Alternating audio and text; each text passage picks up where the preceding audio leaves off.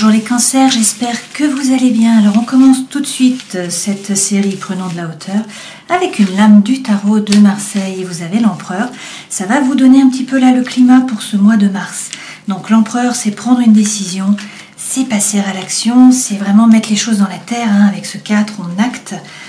Et puis c'est aussi, attention, à ne pas être trop rigide, à ne pas être trop autoritaire, parce que ça peut être un peu le pendant de l'empereur. Derrière, vous avez la lune. La lune est à l'envers. Donc là, ça signifie, c'est votre astre bien sûr, ça signifie qu'il y a peut-être des peurs, des doutes, de l'anxiété, du mal à dormir sur cette période, beaucoup de rumination. Peut-être que les choses sont dans le brouillard, que vous ne savez pas trop vers quoi vous allez.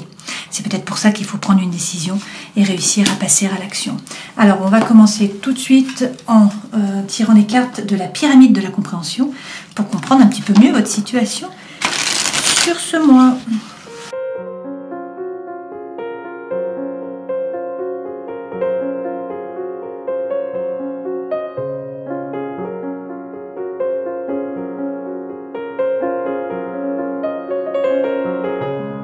Alors, en dos de deck, vous avez le roi d'épée. Avec le roi d'épée, on peut vous parler d'un homme là qui est signe d'air.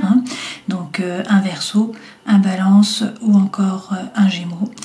Sinon, c'est l'énergie que vous devez prendre. Donc, ça veut dire qu'il faut réussir à gérer les ruminations, les pensées. Le roi d'épée se base sur des faits, donc il est assertif. Il regarde les petits détails et puis il va couper avec sérénité intellectuelle pour pouvoir passer à autre chose. Donc, en fait, il ne rumine pas. C'est également quelqu'un qui reprend son pouvoir. Donc, c'est quelqu'un qui commande. Donc, quelqu'un qui dit quoi faire, à qui, quand, comment. Alors, dans cette pyramide de la compréhension, les deux premières cartes vous représentent. Ça, c'est les cartes du héros. Ok ? Cette partie-là, c'est ce qu'on appelle le décor. Donc, en fait, ça va nous parler des autres personnages de votre histoire. Ça peut aussi nous parler d'un projet ou d'une situation. Vous prenez ce qui résonne pour vous. Là, c'est ce que vous voulez, votre désir sur ce mois. D'accord ? Votre passé proche, et puis là, le passé proche, il y a deux cartes qui sont tombées, des protagonistes de l'histoire, donc des autres personnes, du décor en fait, ou sinon du projet, d'accord ? Alors, les deux premières cartes qui vous représentent, vous avez tout d'abord la reine de coupe. Bon, c'est normal, la reine de coupe représente un signe d'eau que vous êtes. Cette reine, c'est quelqu'un qui peut-être se laisse déborder par les émotions, étant donné que nous avons la lune là, qui est à l'envers, d'accord ? Ça peut aussi représenter un engagement affectif, être dans la continuité, dans la conservation, c'est une installation dans la durée en fait. Et puis, avec le 3 de denier, on nous dit qu'il va falloir là faire preuve. Alors pour certains, c'est une rentrée d'argent, ça c'est clair. Peut-être un accroissement de la vitalité qui arrive là sur ce mois aussi, c'est possible. Et puis sinon, c'est faire preuve de créativité, c'est-à-dire réussir à changer votre façon de faire, à avoir la façon d'agir, de réagir différemment en fait. Essayez de vous renouveler, voilà, faire preuve de créativité. Et puis peut-être également, vous entourer, ne pas rester seul, d'accord ? La personne en face, si c'est une personne, nous avons le roi de coupe. Donc on peut nous parler également d'un homme qui est signe d'eau, donc un poisson, un cancer ou encore un Verseau. C'est quelqu'un qui gère les émotions. Autant la reine peut se laisser déborder par les émotions, autant le roi, lui, il gère. Il est plus ancré. C'est quelqu'un qui est bienveillant, c'est quelqu'un qui est rond, c'est quelqu'un qui ne coupe pas, qui ne tranche pas. C'est aussi quelqu'un qui fait preuve de diplomatie.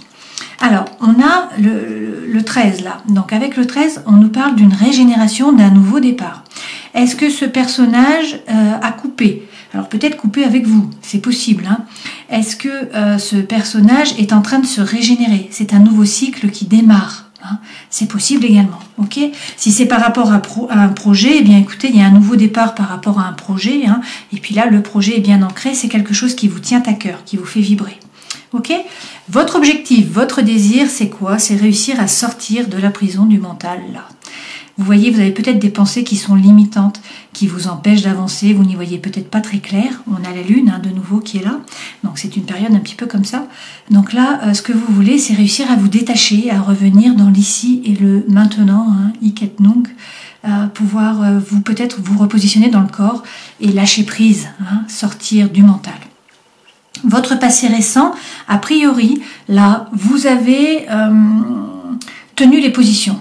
Vous avez persévéré, mais vous observez la situation, tout dans le mental. Hein. Donc vous faites des plans, vous analysez, vous faites des sommaires, voilà. Mais vous ne bougez pas.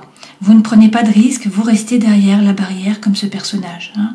Il y a peut-être aussi quelque chose qui vous pèse, d'accord? Parce que ce personnage est quand même à genoux, hein, il n'est pas debout, ok? Et puis par rapport à l'autre personne, alors ça peut être une relation sentimentale, ça peut être une relation émotionnelle aussi, hein, ou ça peut être un projet. Là, on nous dit que peut-être cette personne ne fait pas d'effort pour sortir de sa zone de confort, qu'il faudrait qu'elle sorte un peu plus de sa zone de confort, et a priori, soit il faut qu'elle se forme, qu'elle gagne en compétences, soit ça c'est la carte du labeur. C'est-à-dire que là, on lui dit que non seulement il faut peut-être prendre un risque, avancer au niveau des idées, évoluer, mais également que elle ne va rien recevoir de l'univers comme ça. En fait, il faut qu'elle se batte, donc il faut qu'elle travaille. Elle va récolter ce qu'elle aura semé. Hein. Donc il ne faut qu'elle compte que sur elle finalement.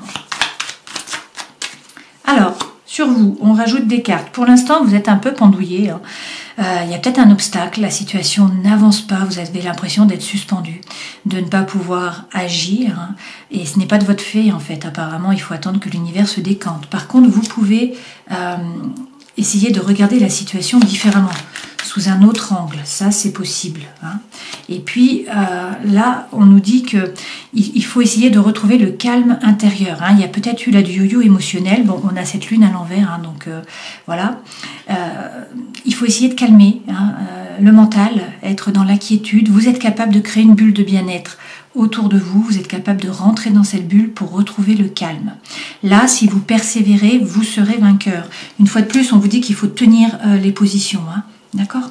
Alors, pour l'autre personne, ou si c'est un projet, hein, qu'est-ce qu'on a?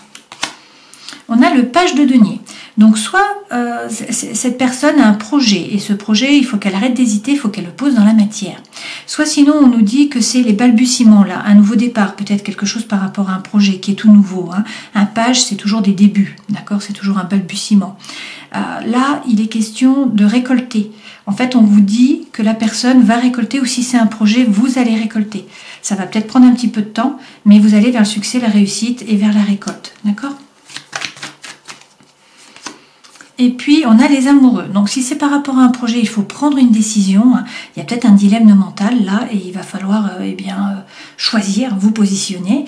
Et puis sinon, si c'est par rapport à l'amour, cette personne se pose des questions par rapport à une relation d'amour. Il y a peut-être aussi une relation là qui arrive dans sa vie, quelque chose de nouveau, un nouveau départ. Peut-être une relation qui était amicale, qui se transforme en relation amoureuse, sentimentale. Hein.